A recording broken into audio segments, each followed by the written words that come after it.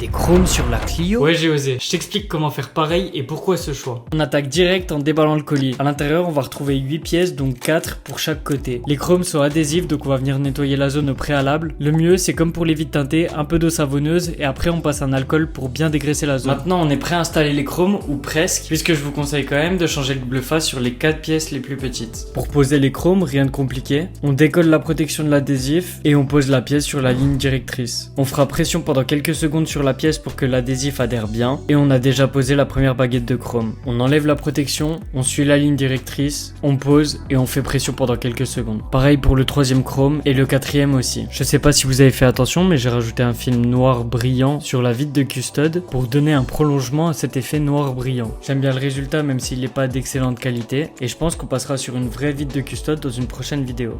D'ailleurs, si tu me connais pas encore, moi c'est Franklin et ça fait 1 an que je te partage des modifications sur la Clio. Si le projet te plaît et que t'as envie de le suivre, n'hésite pas à t'abonner ou juste liker la vidéo. Et si t'as des idées de modifications que tu veux voir sur la voiture, n'hésite pas, t'as l'espace commentaire juste ici et c'est fait pour ça. On enlève les films de protection et je vous laisse apprécier ce doux bruit. Et voilà. Et c'est comme ça qu'on a installé